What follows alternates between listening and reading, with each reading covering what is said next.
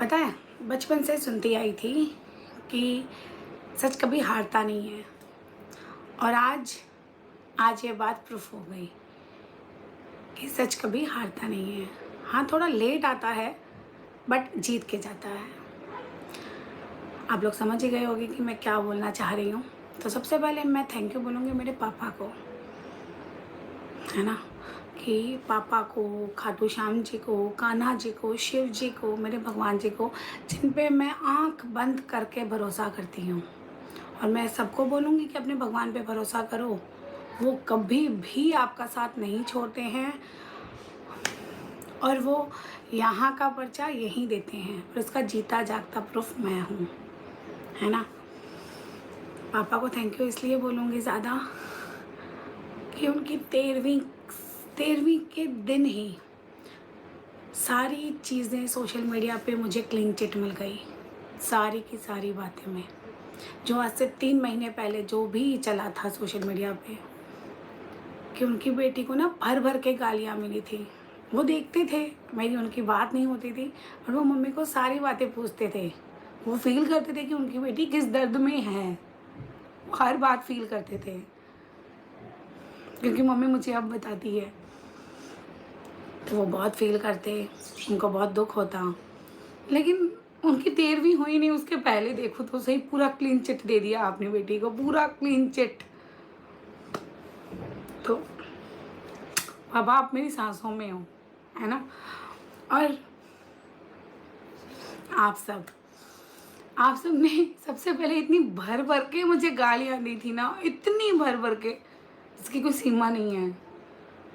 आप लोगों का सॉरी आया है, सबका, एक एक बंदे का। मैं भी क्रिएटर की बात नहीं करूँगी, उनकी बात मैं बाद में करूँगी। पहले एज ए व्यूवर जो मेरे देखने वाले हैं आप सब, मैं उनकी बात करूँगी कि आप सब ने, एक एक बंदे ने मुझे रिटर्न में सॉरी बोला है, उसके लिए दिल से शुक्रिया है, दिल से।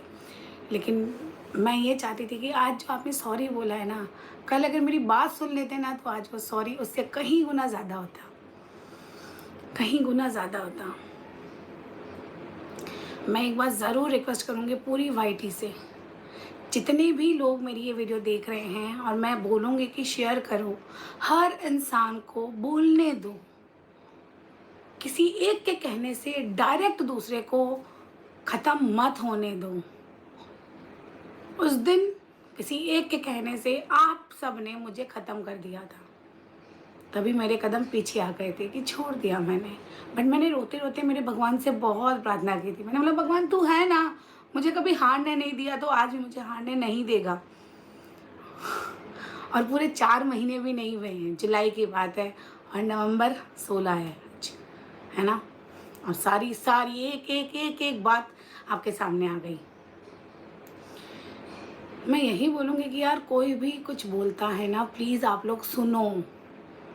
किसी एक पक्ष की बात ना सुन के, दोनों पक्ष की बात सुन के उसके बाद अपना डिसीजन दो। कोई भी एक इंसान बोल रहा है उसको इतना सही मान लेते हो कि दूसरे वाले इंसान को बिल्कुल गिरा देते हो, बिल्कुल गिरा देते हो। मत करो ऐसा। अगर उस दिन मुझे बोलने दिया होता ना, तो आज आप लोग जो सॉरी बोलो ना, उससे कहीं गुना ज़्यादा मैं हिम्मत वाली होती। मेरा हिम्मत तोड़ दिया गया। पता है मैं वापस नहीं आती इतनी जल्दी वाईटी पे। वैसे भी आपके सामने है कि वो कंट्रोवर्सी के बाद मैंने अपने आप को वाईटी से पूरा डिस्टेंस ही बना लिया। मेरा इंटरेस्ट ही ख़त्म हो गया। इंटरेस्ट भी ख़त्म क्या कि मेरा मैं जो अपने आप को समझती थी ना, मैं अपने आप को टूट चुकी थी। क्योंकि इतनी भर भर के मुझे गालियाँ दी गई ना, इतनी भर भर के, सिर्फ किसी एक के कहने पे, इतनी भर भर के, क्योंकि मेरी कंट्रोवर्सी उससे थी और उसके साथ सारे क्रिएटर टूट पड़े। सारे क्रिएटर जितने भी मेरे अगेंस्ट खड़े थे वो सारे बेबुनियाद आके टूट पड़े मुझ पे, बेबुनियाद। कुछ लोगों ने ऑनलाइन आके मुझे बोला और कुछ लोगों ने मुझे ऑफलाइन बोला। ऐसा नहीं करना चाहिए, कभी किसी के साथ ऐसा मत करो। मेरे साथ तो मेरा भगवान, मेरा पति, मेरी परिवार था।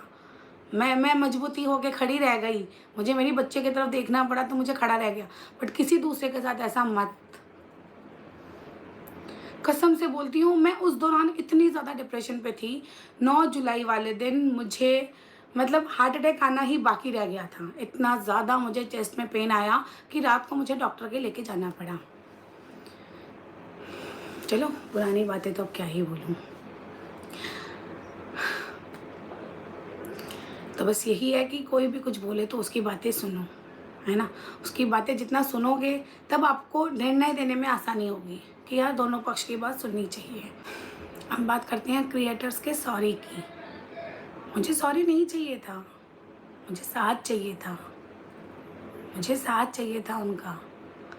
आज तो जो भी लोग सॉरी बोल रहे हैं, जब खुद पे बीती है तब उन सबको याद आ रहा है, सबको, जो खुद क्रिएटर है और जिनका जो भी है, वो 4-5 लोग जो भी हैं, आज सबको सरिता याद आ रही है।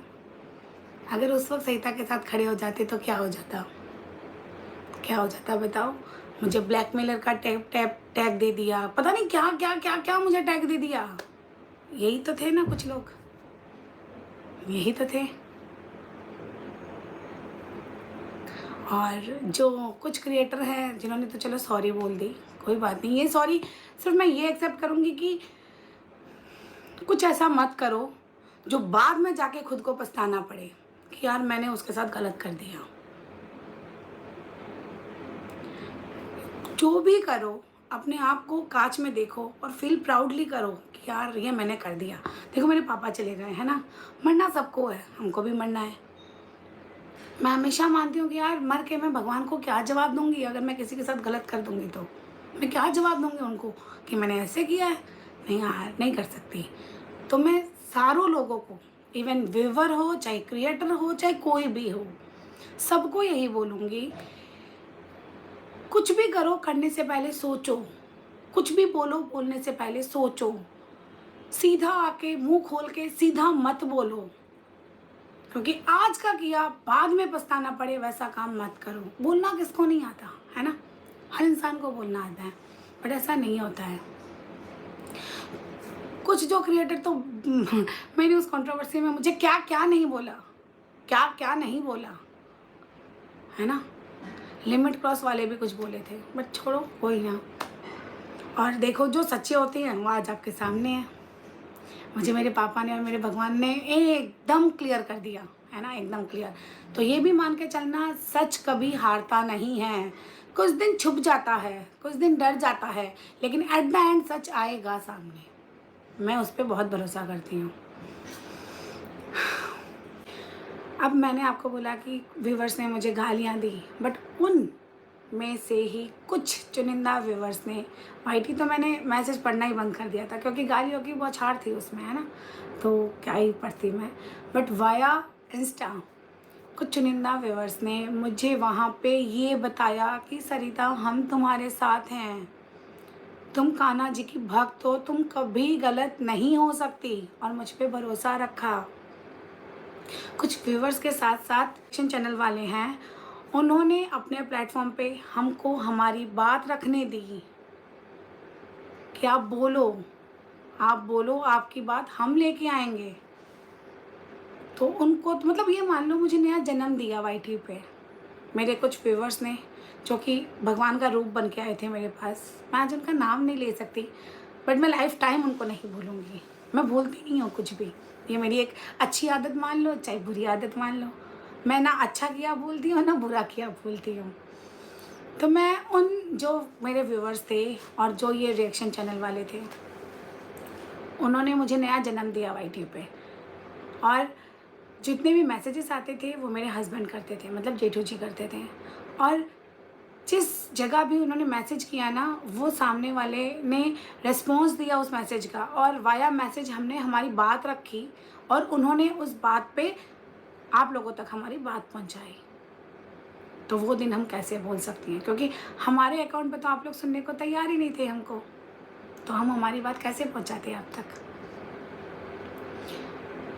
तो मैं एक बात आप लोगों को दिल से बोलती हूँ, अभी भी ये जो वाईटी पे चल रहा है ना, देखो बोलना तो मुझे बहुत कुछ है, बहुत कुछ है, बोलूँगी भी, बट एक बात मैं ज़रूर बोलती हूँ कि अभी भी आप दोनों पक्ष की बात सुनो। किसी एक के कहने से एक को ख़त्म मत करो। मैं किसी का साथ नहीं दे रही हूँ, मैं किसी का भी साथ नहीं दे रही हूँ।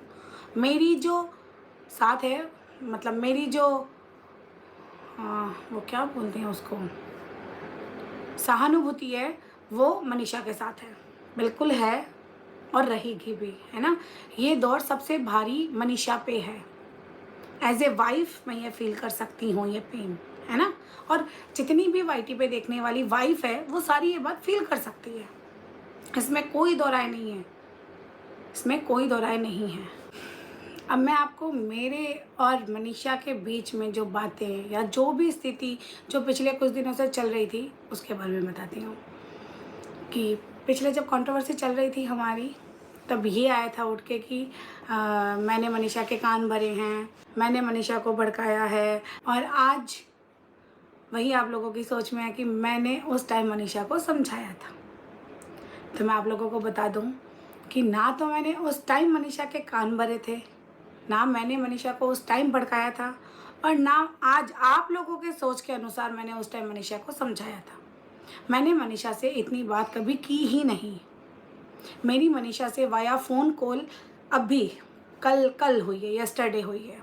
उससे पहले मेरे मनीषा से कभी लाइफ टाइम में कभी बात नहीं हुई। जब उसके घर या मेरे घर के अगस्त में कोई फंक्शन था उस दौरान कोई एक आध बार हुआ है तो हुआ है, अदरवाइज़ कभी मेरी मनीषा से फ़ोन पे बात नहीं हुई। और मनीषा ने जो मुझे बोला वो मेरे घर पे जब आए थे, ये तब की बात है। 25 जुलाई को आप देखना, नेहा, सचिन, मनीषा, मैं पर्टिकुलर तीनों का नाम लेके ही बता रही हूँ, है ना। ये तीनों मेरे घर रुकने आए थे। पहले नेहा आई थी, फिर सचिन, मनीषा आए थे। उस दौरान मैं आपको फिर बता रही हूँ, मैंने मनीषा को कभी उसका कुछ नहीं बोला। जो भी बोला गया वो मनीषा ने मुझे बोला। ये क्लियर कट बता रही हूँ क्योंकि उस दौरान आपने तो मुझे बोलने नहीं दिया। बट आज मैं आपको एक एक बात का धीरे धीरे, हर आपके जितने भी मेरे पे क्वेश्चन मार्क लगाए गए थे, मैं हर बात का क्लियर करूँगी मेरी तरफ से।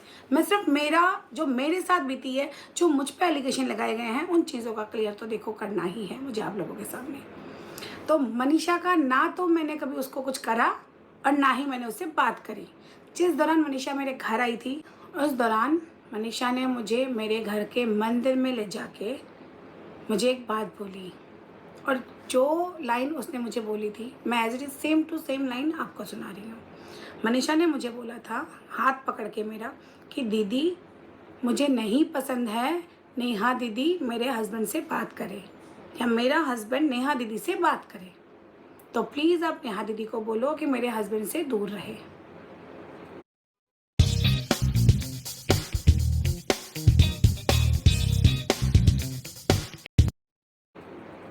ठीक है, मैंने उसकी बात सुनी और मुझे भी लगा यार मैं भी वाइफ हूँ, देखो मैं भी वाइफ हूँ, और मुझे भी अगर जज जाएगा ना कि मेरा पति इससे बात नहीं करे तो मैं भी स्ट्रिक होती हूँ। और मुझे लगता है कि पूरी दुनिया में हर वाइफ को ये अधिकार है अपने पति पे, है ना। वो डंके की चोट मनीषा ने तो मुझे बोला, बट मनीषा की जगह मैं होती तो मैं डायरेक्ट मेरे पति को बोलती कि आप उससे बात नहीं करोगे। बट ठीक है, कोई बात नहीं, उसने मुझे बोला। मेरा फ़र्ज़ ये बनता था कि मैं, नेहा मेरी बहुत ज़्यादा क्लोज वन फ्रेंड है थी, तो मैंने कुछ नहीं करा, कोई घुमा फिरा के कुछ नहीं बोला। मैंने नेहा को मेरे रूम में लेके गई, रूम लॉक किया, वॉशरूम में जाके फिर उसको मैंने ये बातें बताई पूरी कि देख नेहा, मनीषा तेरे बारे में ये सोच रही है, और मुझे लगता है कि अगर कोई वाइफ को प्रॉब्लम हो रही है, चाहे वो भाई बहन का भी रिश्ता हो, तो तुम्हें थोड़ी सी दूरी बना लेनी चाहिए, गैप बना लेना चाहिए। मैंने बिना कोई बात घुमाए ये बात डायरेक्ट मैं नेहा तक पहुंचा दी थी। तो एज ए फ्रेंड के नाते मैंने ये बात बताई नेहा को। और उस दिन ना मुझे बहुत तेज़ फीवर था, बहुत ज़्यादा तेज़। तो मैंने गोली लेके, ये करीबन बात है 7:30 से लेके 10:30 बजे तक की। और एक बात, ये जो मनीषा ने मुझे जो बात बताई है, ये सिंगल मैंने नेहा को नहीं, और भी 3 लोग हैं उनको भी पता थी। उसके बाद मैंने गोली ली और मैं सो गई क्योंकि मुझे बहुत तेज़ फीवर था, बहुत तेज़। और वैसे भी मैं थोड़ी गुस्सेल हूँ, जैसे कि आप सबको ही पता था, पता है ही। अब तो चलो आप लोगों ने सब कुछ ही उतार दिया मतलब मेरा गुस्सा ठंडा कर दिया आप लोगों ने। उसके बाद जब मैं रात को 3:30-4 बजे उठी, तब मैंने क्या देखा? मैंने देखा नेहा, सचिन, मनीषा, तीनों लोग एक ही थाली में खाना खा रहे हैं। तीनों, ध्यान से सुनना, तीनों, नेहा, सचिन, मनीषा, ये तीनों एक ही थाली में खाना खा रहे हैं। उनके जोक्स भी चल रहे हैं, उनकी हंसी मजाक भी चल रही है और खिलखिला भी रहे हैं। मतलब ऐसा लग रहा था कुछ हुआ ही नहीं। तो उन्होंने मुझे भी बुलाया था, आओ दीदी खाना खाओ। मनीषा ने मुझे भी बुलाया था कि आओ दीदी खाना खाओ, पर मैंने बोला नहीं, मुझे भूख नहीं है। और मेरा साथ क्या होता है कि मेरा फेस बता देता है, मेरा फेस एक्सप्रेशन बता देता है कि मेरा मूड क्या है। मुझे ये देख के कुछ अच्छा नहीं लगा, क्योंकि रात को जो मेरे साथ बात हुई, जो मुझे बताया गया और मैंने जो बताया, और सुबह सुबह जब मैं उठी तब ये सारी बात, उन तीनों को एक ही थाली में खाता देख मुझे बहुत अजीब लगा और मैं ऐसे देखती रह गई। बहुत कुछ चल रहा था मेरे दिमाग में, तो मैं देखती रही उनको।